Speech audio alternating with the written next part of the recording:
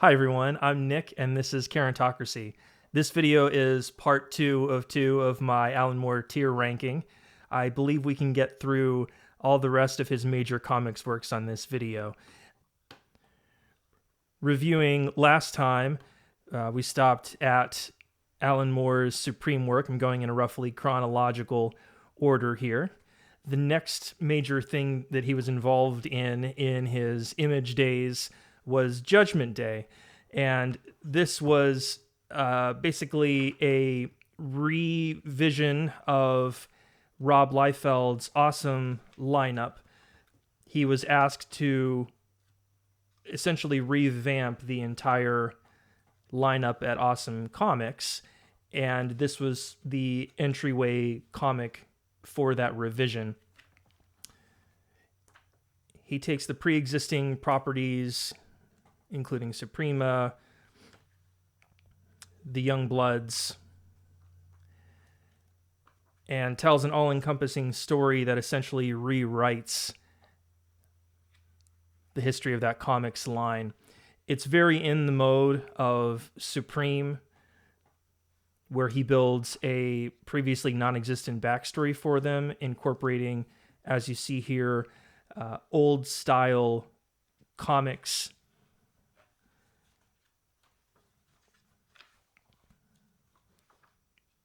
tied around a present-day story.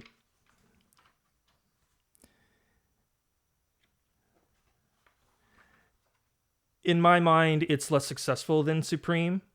The artwork suffers in comparison even, and the reprinting here by Checker also is a poor reproduction of the original artwork. And the overarching story I find less interesting. Certainly not in Moore's worst, but not one of his more memorable attempts. Although, on completion of Judgment Day, I think the individual comics that he works on that this leads into are actually pretty interesting. Young Blood, and he wrote, I believe, 9 or 10 full comics, although only about 3 or 4 of those were actually released, are one of his more just purely fun, straight up teen comics in the vein of X-Men, and actually is something that is worth seeking out if you're not going to be frustrated by the hanging plot lines because it ended rather abruptly. And then Glory's fairly interesting. It's a strange story where basically a woman is a schizophrenic, but also the avatar of a comic book style goddess. And there's a lot of early stuff here that you see that was an influence, or at least pointed in the direction of his work on Promethea. So I think from an historical perspective, it's fairly interesting. I think overall for Judgment Day, I would put that in the solid C category.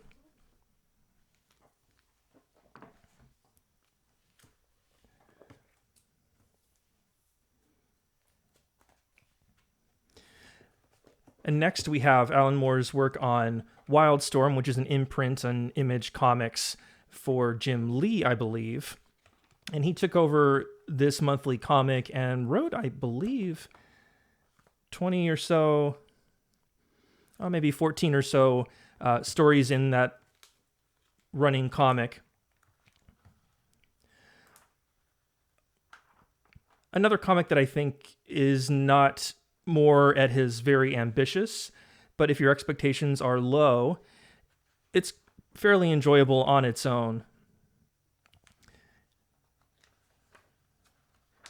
He creates a fan favorite in Ladytron, and I'll say she probably is the most enjoyable part of this book.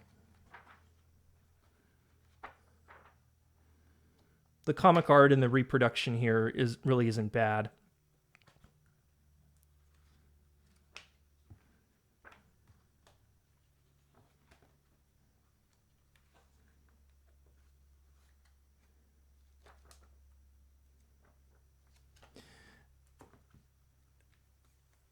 he wrote a miniseries in between this run that is supposed to tie together a lot of things with Wildstorm properties. That's frankly quite baffling, and my understanding is there's debate about whether Alan Moore actually wrote it or not.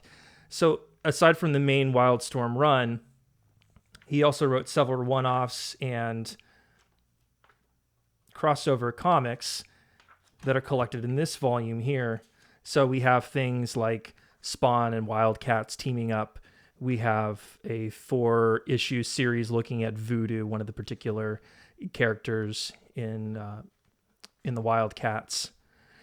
Probably one of the best things here to seek out is a 1-issue comic called Majestic, The Big Chill,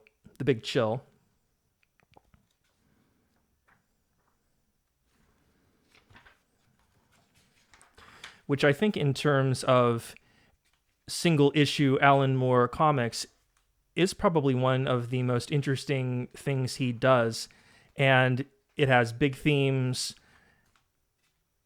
It has memorable characters. It certainly reaches for profundity, and to my mind, achieves it. So if you're going into this expecting Watchmen, expecting to be reading the heights that he achieves in the America's Best Comics line, you're not going to find that here. But overall, these are fairly enjoyable, and I think particularly seeking out The Big Chill as a single issue is something worth doing, and I don't think you really need the context of anything else to be able to appreciate that. For me, Wildcats also falls into a solid C category for Alan Moore.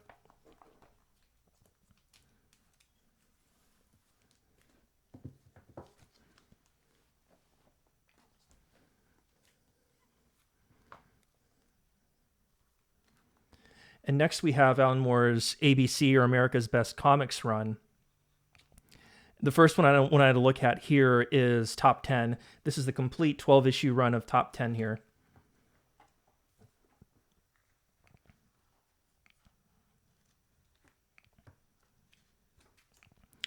And it's basically a combination of a superhero team-up comic and a police procedural.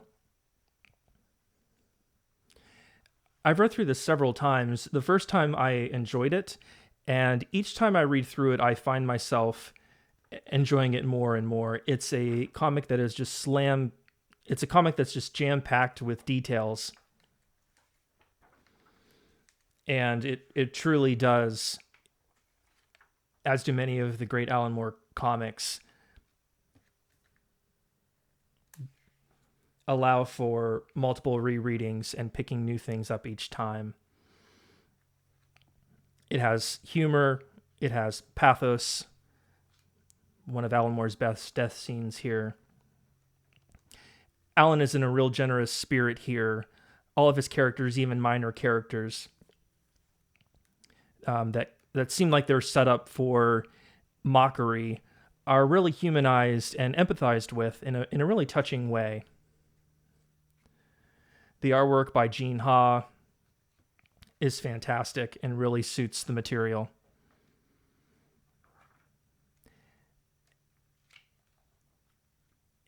And I think that there's a lot of debate about what the best comics of the ABC era are, but to my mind, this is my favorite to come back to. Really something worth seeking out, especially if you're a fan of Alan Moore's, limited maxi series like Watchmen. I think that this, this really holds up. For me, this gets a solid A tier.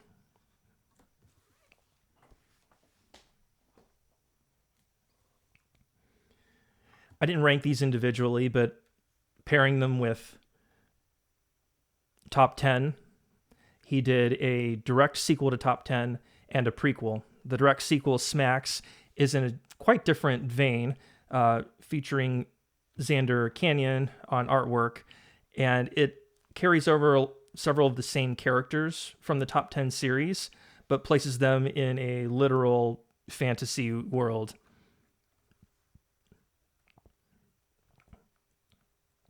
Quite enjoyable. I know this has a cult following. To my mind, it's not essential, but it's something that's worth reading. And then a direct prequel to Top 10 called The 49ers that basically takes place a generation prior to the characters in the original Maxi series. Still lovely artwork by Gene Ha.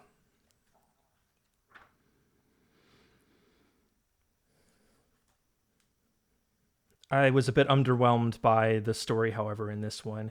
And this is fairly inessential, although if you want to spend any more time with Alan Moore writing in this world, it's probably worth picking up.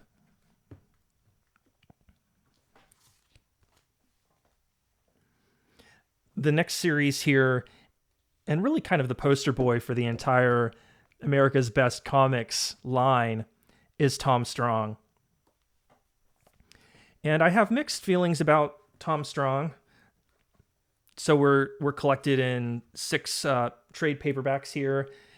There was also an anthology series called Tom Strong's Terrific Tales, and those are collected in 2 more paperbacks, so a total of 8. And this is basically Alan Moore doing the early Strongman comics and serials of the early 1900s. Starts off very, very strong, especially in the first volume, which is probably my favorite. And this is Alan Moore, similarly to Supreme, in his reconstruction mode rather than deconstruction mode. So he's not trying to do anything to tear down the tropes of this genre, but essentially recreate them for a modern audience. Each story, at least at the beginning, is self-contained, and it really lets him play with a lot of different worlds, a lot of different action-adventure tropes. Really lovely artwork by Chris Sprouse, who followed him over from Supreme. As the books go on, things get a little more serialized, and what seemed like separate stories at the beginning start to tie into a larger whole. And there are also longer story arcs like Terra Obscura that run across multiple issues.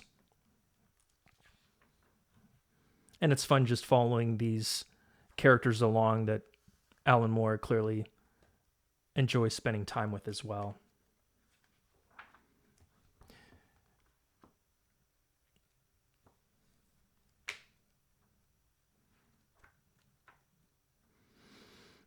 As the series went on, Alan Moore backed away from being a regular writer. And so especially book 4, and I believe book 5 here, does not contain any Alan Moore stories.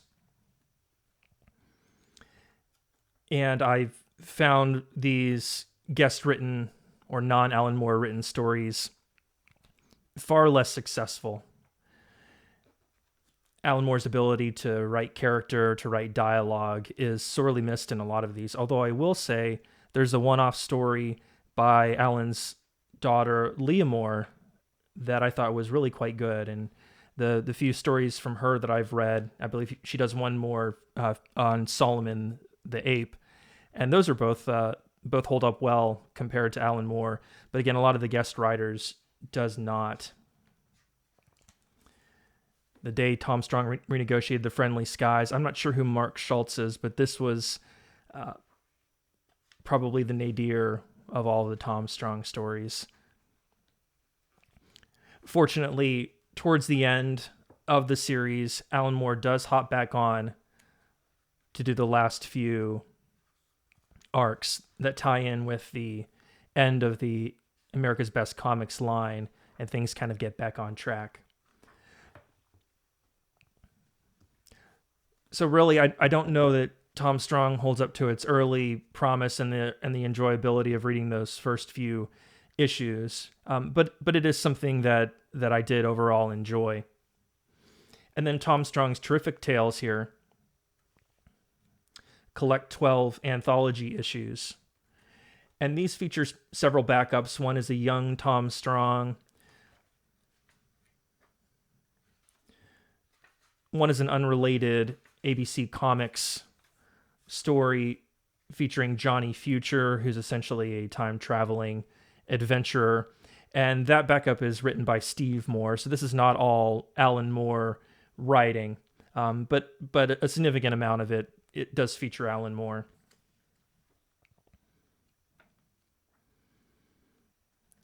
Really nice artwork throughout.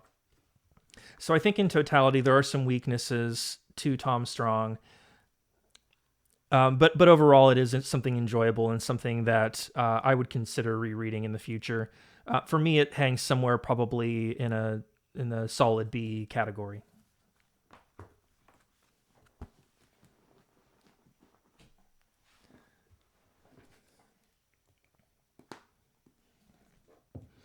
I think when we look at America's Best Comics, perhaps excluding League of Extraordinary Gentlemen, when we're talking about Alan Moore at his most ambitious and perhaps the one that he's invested most of himself and his artistic intent into, Promethea is probably the one that I think holds the greatest importance. And I'll say up front, it's not my favorite of his ABC lineup. That's still his top 10 for me. There are some weaknesses to this, but I think in terms of grandeur, in terms of imagination and creativity, and just an interesting comic not only to read but to discuss, Promethea is at the top.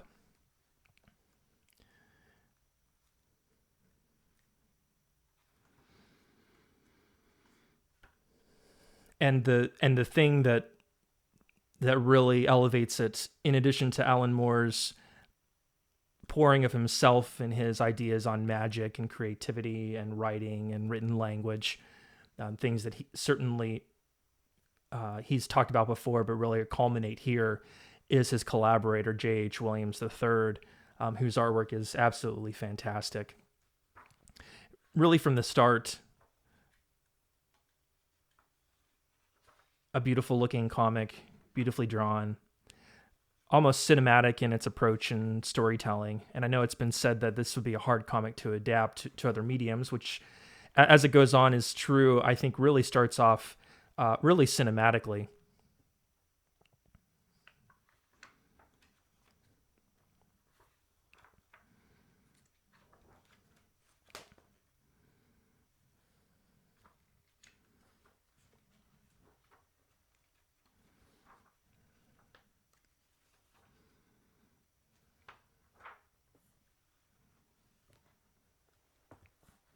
Collected in a total of 5 trade paperbacks.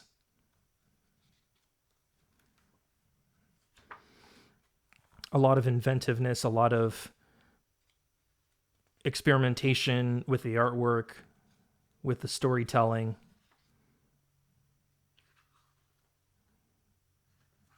This almost serves as a manifesto of Alan Moore's beliefs on magic and the creative process.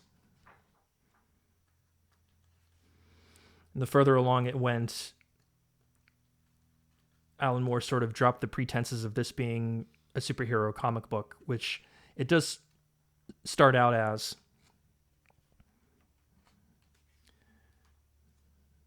And you can really see him reaching for something beyond or the apotheosis of the medium.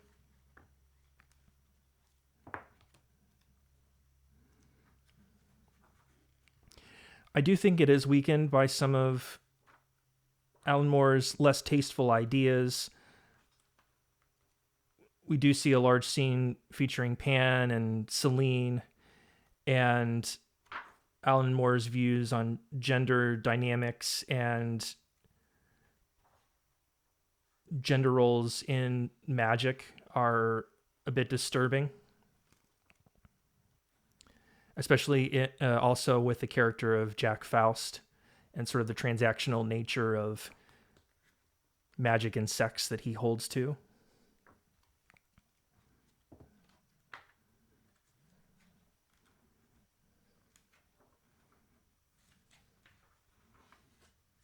a lot on Aleister Crowley, whom Alan Moore has been significantly influenced by. But just the artwork here is fantastic.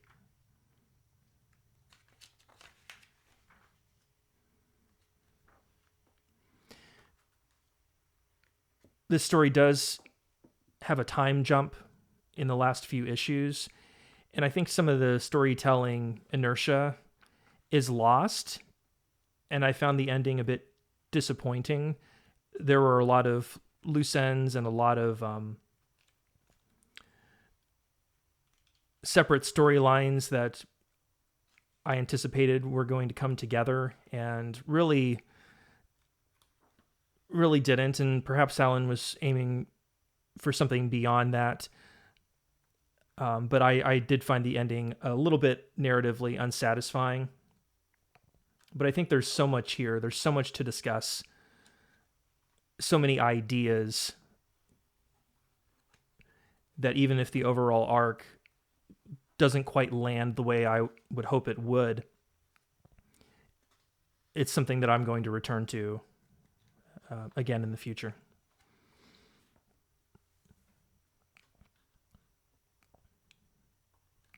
For me, this ranks probably an A-, a B+. I would say an A-, so not quite on the level of something like Supreme or Top 10, but very, very close.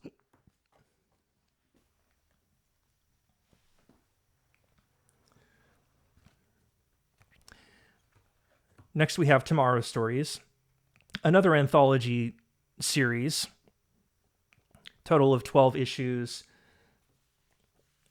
and then 2 kind of giant issues here as well that were not ever in any trade paperback collection. And there are 4 major series here. We have Cobweb, we have Splash Brannigan, First American, Gray Shirt, and then, I'm forgetting the name of this character. Jack B. Quick.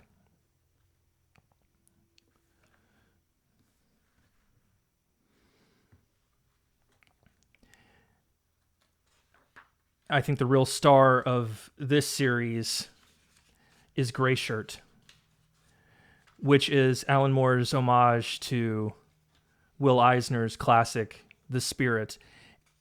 And in that vein, The Spirit is a superhero, but the Gray Shirt stories don't really focus on the superhero. It focuses on other characters. Fantastic artwork by Rick Veitch, I believe. Yes, Rick Veitch. And in both the artwork and the storytelling, there's a lot of inventiveness. Cobweb, written by Alan Moore's current wife, Melinda Gebbie, looks at the fetishistic nature of some comic stories. I imagine things like Wonder Woman and Underground Comics were an influence on this series. Nice artwork, competent storytelling, not particularly engaging. Beyond those 2 series, there's not much else to recommend about these. I found Splash Brannigan especially annoying, and it's in full Alan Moore satirical, throwing down his contempt for American comics and muscle men. Jack B. Quick, which wasn't as inventive or clever as I would have hoped based on its conceit of a boy genius. Or, I'm sorry, First American would have been the comment on America. Splash Brannigan, also just not to my taste. So these are probably worth seeking out for Gray Shirt alone. And the specials are fairly the same, although I believe not completely written by Alan Moore, although I believe the rest of the Tomorrow Stories were fully written by Alan Moore.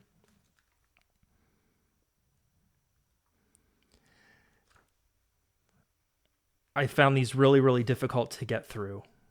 And even though we're talking about 2 trade paperbacks, probably 150 or so pages each, it was a real struggle. I had issues with pacing, issues with kind of the glib and sarcastic nature of a lot of these other stories, aside from the Gray Shirt stories. For me, this really does fall into the D tier. I think if you pulled out just the Gray Shirt stories, those are worth it. But honestly, beyond those stories, I would not reread any of the stories collected here.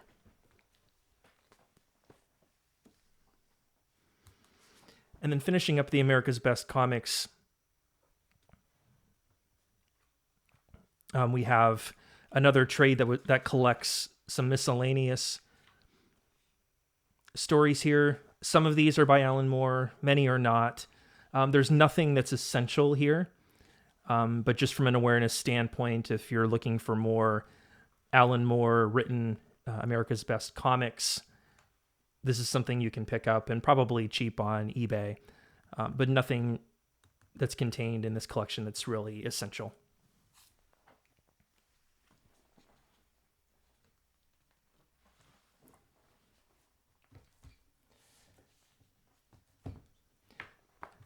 Next, we have The League of Extraordinary Gentlemen, which was part of the America's Best Comics line, but also separate from it in that Alan Moore maintained ownership of the characters. And it's something he continued past the America's Best Comics line, and something that you can tell Alan considers something of his magnum opus.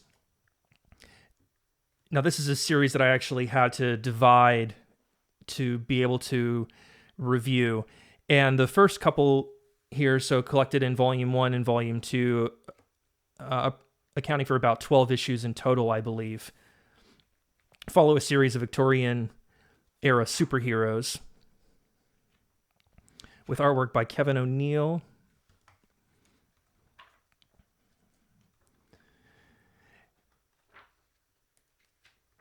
And you can tell Alan Moore is having a lot of fun with these characters and re-envisioning them and putting them into fantastical situations.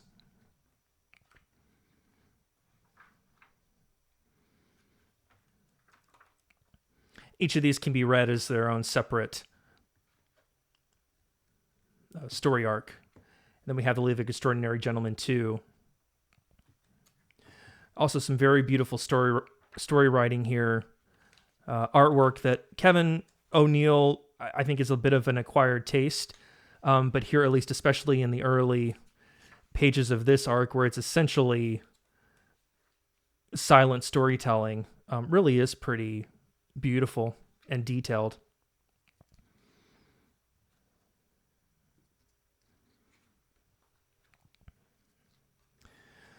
Although I will say in this volume, we see Alan Moore leaning into the grotesque, and there are issues with sexual assault that are almost played for laughs.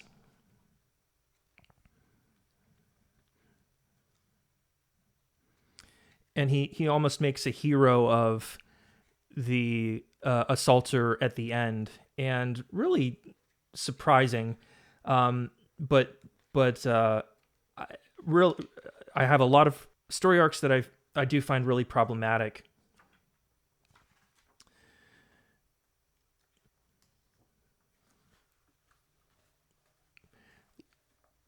With these books, Alan Moore has prose back matter that is really, really purple and really quite difficult to read. And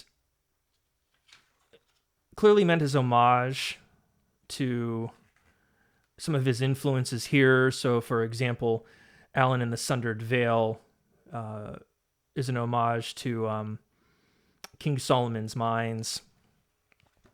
The New Traveler's Almanac, I'm not sure specifically what he's referencing here, but this kind of starts an unfortunate trend where homage and satire sort of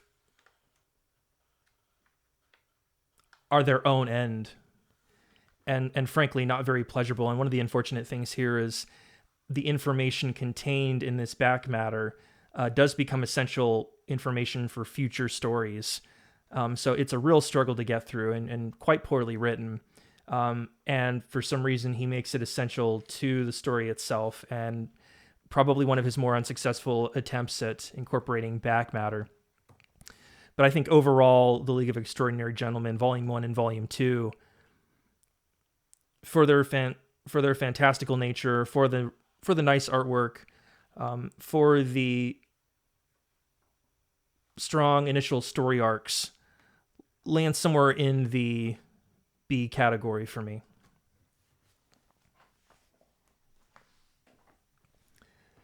And then of any hot take that I have for Alan Moore, this is probably it. Once we get past Volume 1 and Volume 2 of The League of Extraordinary Gentlemen, it really falls off a cliff in terms of readability, in terms of purpose and comprehensibility. So we have the Black Dossier, which was not initially, I believe, supposed to be printed. It was kind of a collection of his setup and world building for these characters, and then he decided, well, why don't we just go ahead and make this something? So not actually considered Volume 3. I know a lot of people really see this as one of his masterworks.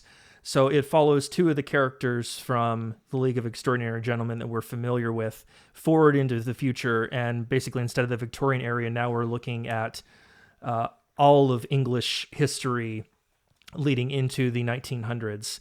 And so there's a lot of attempts here, and really a really beautiful looking collection in terms of different styles. And when you flip through it, you think, wow, like this is something that's really, really going to be a lot of fun. The main comic storyline is fairly cruel and features unlikable characters. The Life of Orlando here is actually probably one of the two things out of here that I picked out that I did enjoy. But his homage to 1984, to William Shakespeare, if you try to read this, this is not anything like what Shakespeare would have written. There really is... It's hard to understand why do this. Again, it's virtually unreadable, unfunny. The prose is tedious.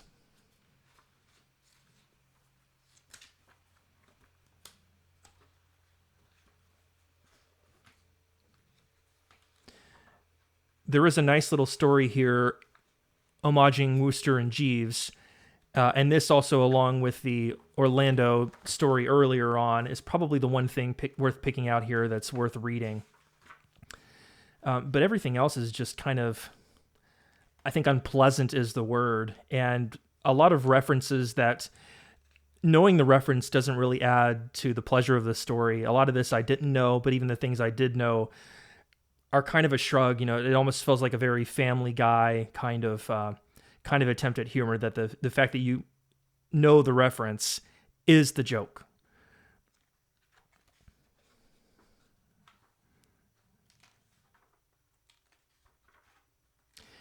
And I think for some reason, starting here, Alan Moore sees The League of Extraordinary Gentlemen as his magnum opus, or as his broad commentary on art and the struggles of the creator. But unfortunately, I don't think his writing really supports this being an important work of his. Next, we have Volume 3, League of Extraordinary Gentlemen, Century. And again, we see here a lot of the mean-spiritedness and cruelty that I seem to see in some of the later era Alan Moore works. And a strange jabs at contemporary pop culture that you don't really feel like Alan Moore has a solid grasp of to be commenting on anyway.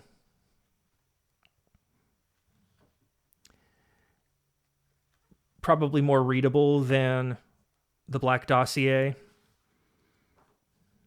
But in terms of theme, again, in terms of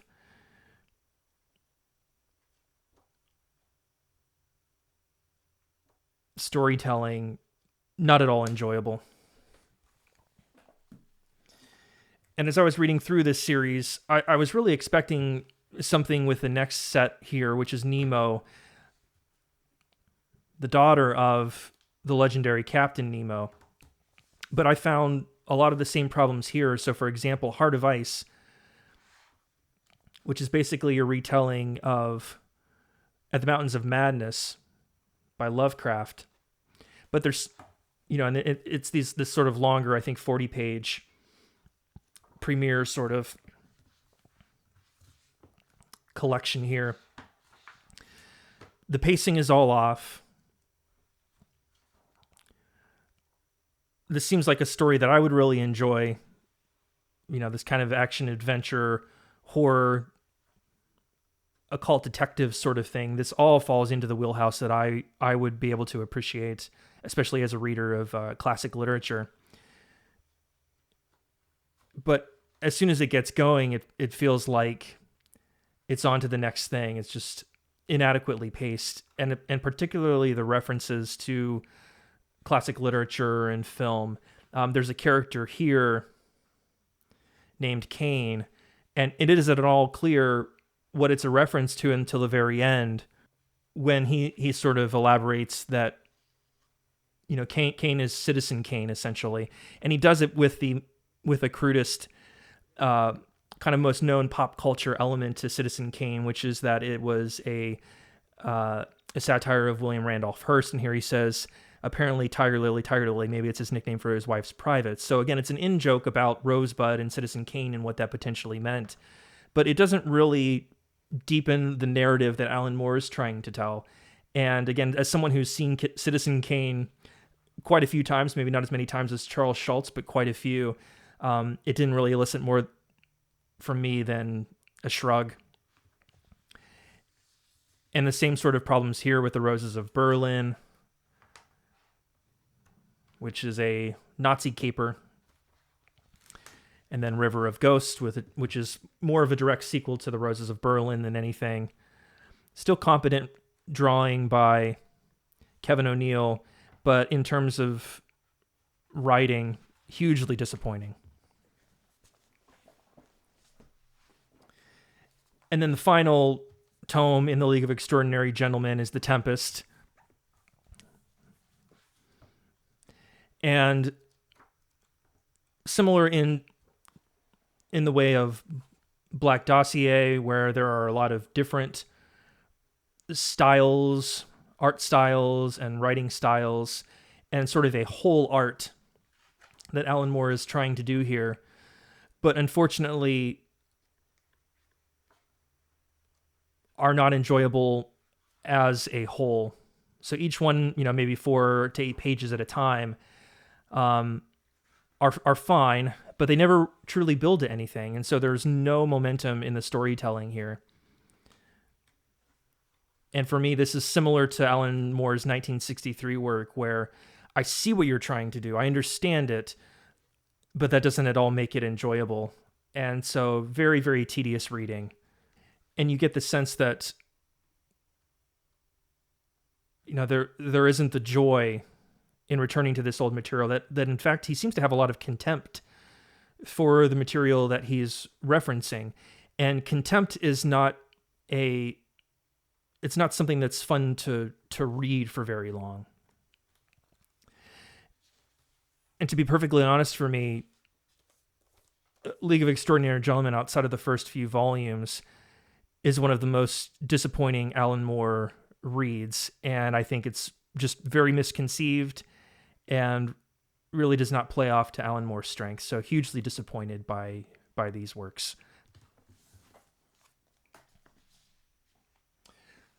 So shifting gears here. So this is more in the line of Alan Moore comics adaptation. So this was not originally written for the comic by Alan Moore. But these were initially stage plays, I guess you would say, that were adapted to comics by his frequent collaborator Eddie Campbell. But I think that they're notable to talk about here, and these were collected in a single volume called, I believe, A Disease of Language. especially the first, The Birth Call, which talks about the death of his mother. It's some of the most autobiographical and sincere and vulnerable of Alan Moore. And again, this was not written for the page by Alan, but as a stage production, but features some of his finest writing and, kind of beautiful sentiments on life and death and the meaning of these things, and, the meaning of our relationships to each other.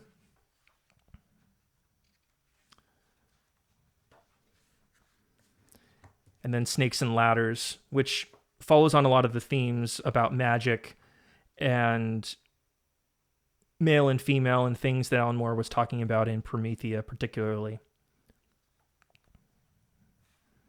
But lovingly illustrated by Eddie Campbell. And I don't believe that these are available in color, but even in black and white, they're quite successful. For me, this falls somewhere in the B category.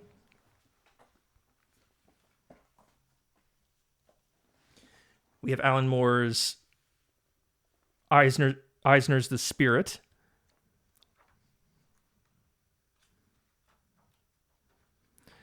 which haven't been collected, but are available in 2 issues here. Very metafictional, self-referential to The Spirit. I think Alan Moore did The Spirit pastiche or homage better in Grayshirt, but these are still enjoyable. And these are the 2 issues that feature Alan Moore's work. I believe the first and the 3rd issue of The Spirit, The New Adventures. For me, a solid B.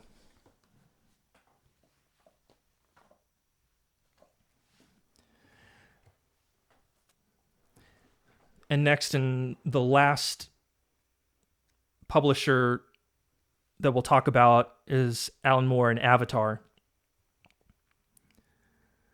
Avatar is known for its willingness to allow authors to write and depict extreme and graphic content, and certainly no exception in terms of Alan Moore's contributions here. This is some of his most extreme material. Here we have a sequel to, is it Garth Ennis? I forget who the original, yes, Garth Ennis, the original writer of Crossed. Here we have Crossed plus 100, which is essentially a sequel 100 years later from the original series written by Alan Moore. Initially an interesting setup to this story, but one of the annoying things is Alan Moore creates a new pigeon for the characters, and it's very difficult to read. And as the issues go on, you can kind of gather more and more of what they're saying. But the dialogue is so obtrusive and really non-convincing, and not really worth the effort of trying to tear apart and understand. The world itself, I actually thought was kind of interesting, but there are a lot of jabs to other apocalyptic writings. He kind of takes a pot shot at Cormac McCarthy's The Road, which is the superior work to this one.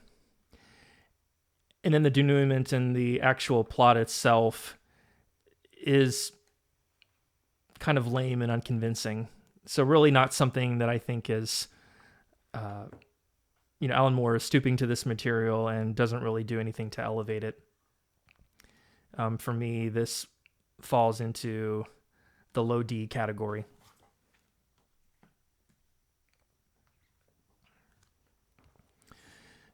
Cinema Purgatorio, also written for Avatar with frequent collaborator Kevin O'Neill. This is one of the final things that Alan Moore wrote, and one of the final things of his that I read. I had low expectations going into this, but I'll say I really, really enjoyed this. I believe a total of 18 issues, and each issue in the anthology, Alan Moore has about 8 pages, I think, of material. I think that's right. And there's a long form story that he's telling here, but each individual issue has its own arc, largely dealing with the history of cinema. And I'll say, really nicely paced. So issue to issue, the story arcs are satisfying. And then the long build mystery makes sense. And, there's a poignancy to it and some really, really fine. Let's see if I can find. Yeah. So some really fine artwork from Kevin O'Neill. So particularly the issue with King Kong. And it tells the story of the director writer of King Kong while visually showing scenes from the original film.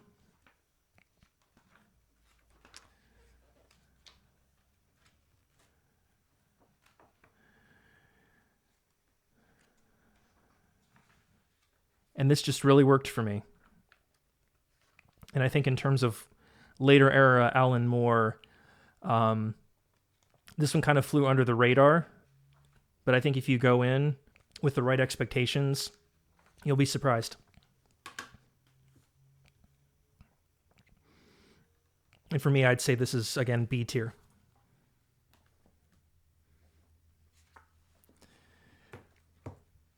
Fashion Beast. Again, this is not a Alan Moore comic script. It was an adaptation by Anthony Johnson, who becomes very important in the next few books that we're going to be talking about. But Fashion Beast here was a film script written by Alan Moore in the 1980s and then later adapted by Anthony Johnson. And it's essentially a retelling of Beauty and the Beast in the fashion world. And I'm curious how this would have worked as a film, but I think as a comic script, it utterly fails. There's a lot of silly twists involving gender reveals that seem archaic.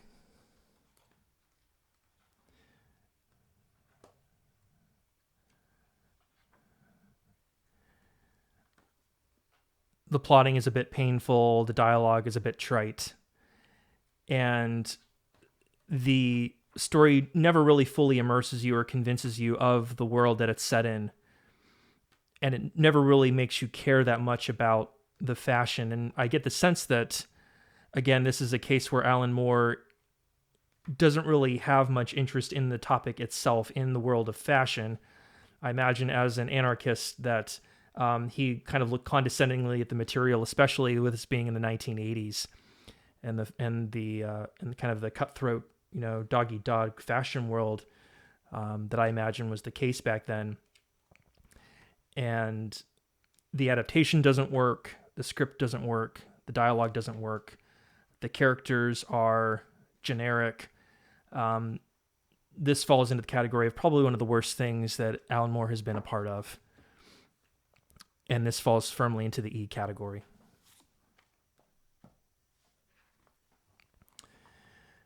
Another adaptation by Anthony Johnson of an Alan Moore work. And this was a short story written by Alan Moore in the 1980s as well, I believe. And in all the ways that the previous book failed, that Fashion Beast failed, I feel like this utterly succeeds.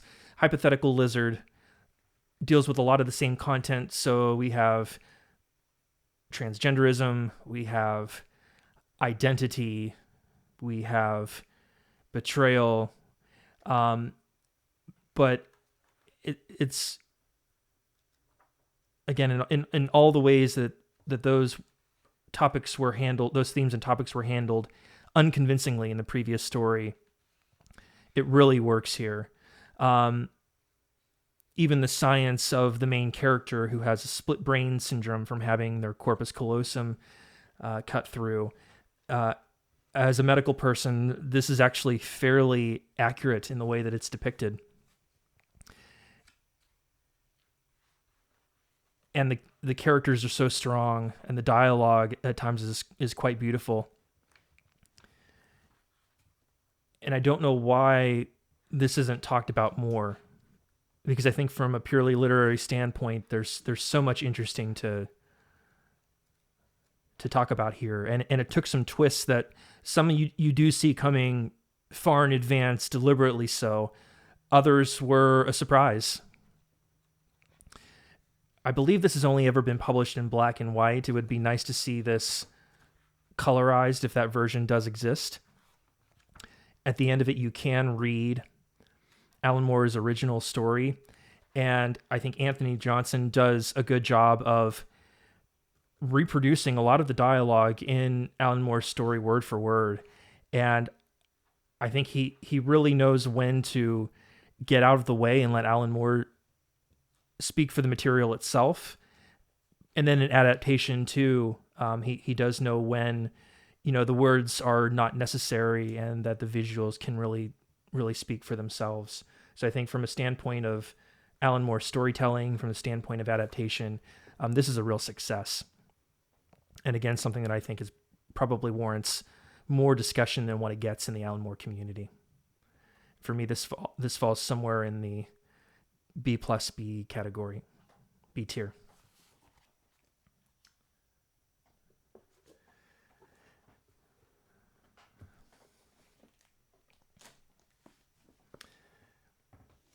And finally, we get into Alan Moore's Lovecraft homages.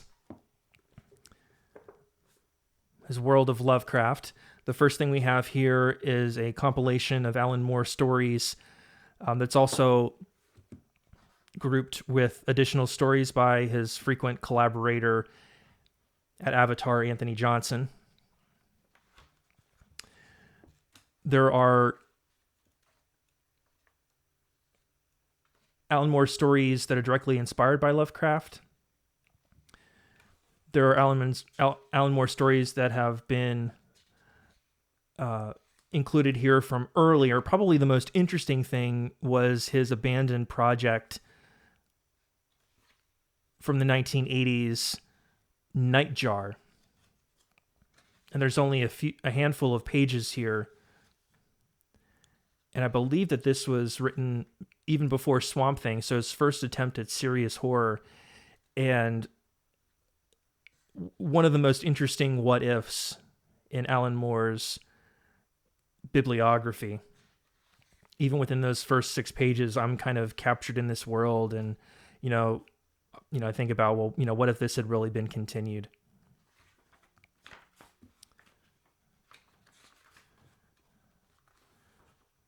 We've got other short story works here.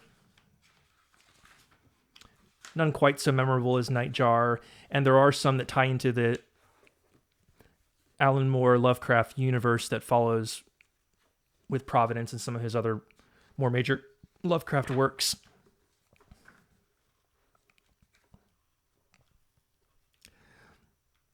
Oscar Zarate and illustrates a more follow-up to From Hell.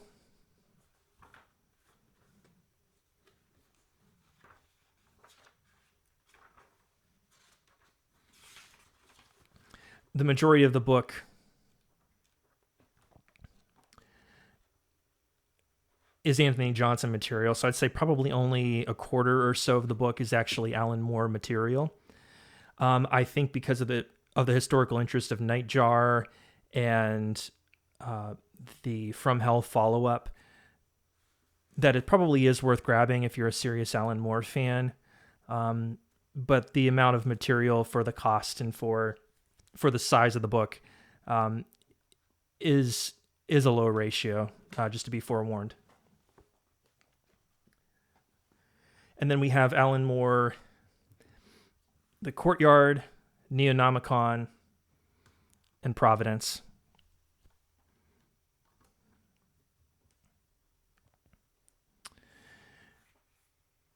The first thing that was produced here was The Courtyard, which again was not an Alan Moore comic script, but was a short prose story that was adapted to comics by Anthony Johnston. And I bought this originally in black and white, and I'll say of any Alan Moore story that should be in color, it is The Courtyard. And in fact, if you pick up any of the collections of Neonomicon, it does feature The Courtyard, and in, as we'll see here, glorious color. And I really enjoyed, as a short story, The Courtyard. And again, I think it's a strong adaptation by Anthony Johnston. I have not read the original Alan Moore short story, which I don't think is actually included here. No. And this collaboration really allowed, in artwork by Jason Burrows. So this collaboration started, Alan Moore's work on his Lovecraft universe. And so following Neonomicon,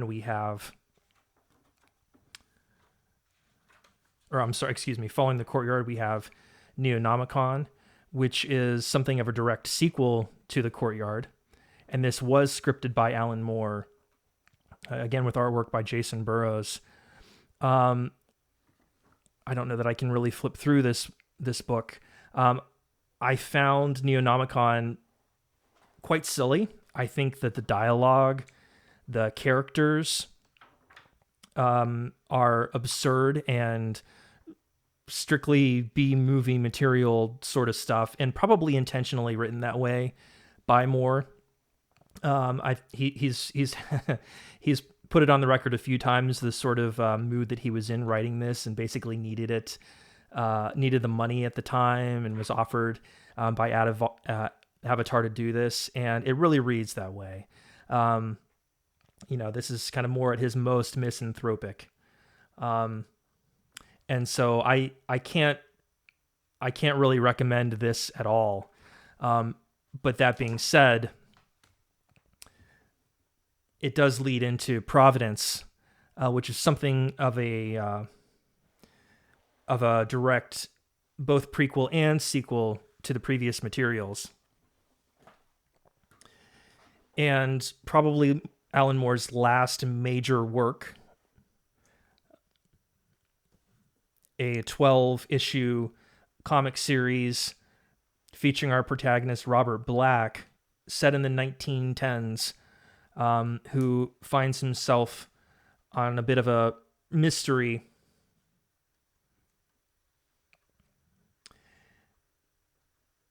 And what we know as readers is that he's basically entangled in the world of Lovecraft come to life.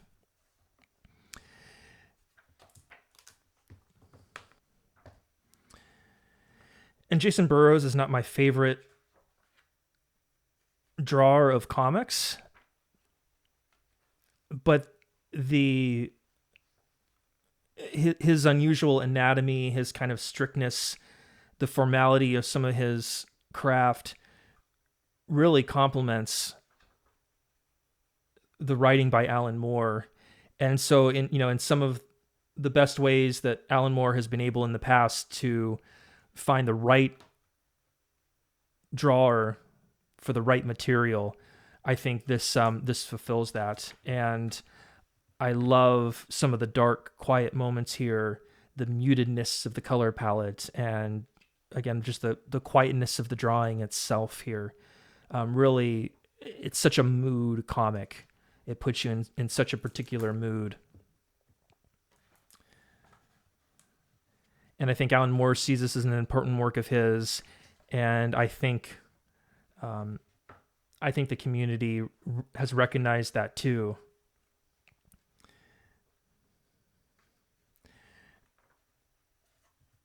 This is a book that's not perfect. The back matter, which are the journals of Robert Black, after the first couple, get sort of tedious to read, and those journals get longer and longer. There's a lot of repetition, so we may see a scene take place in comics form, and then we see the character describe his feelings and describe the exact same scene. And there's not a lot added in the repetition. That the artwork and the writing on its own should have been in service of that all along. And so to repeat this, it almost feels like Alan Moore wrote Robert Black's journal at the start of this as part of his research and deep background, and then felt like, well, I did all this work to write this journal. I may as well include it in the final work itself. And again, this doesn't always work to the advantage of the overall work. Although I do think that, again, especially earlier on, when we read other supplemental back matter material, so for example, I'm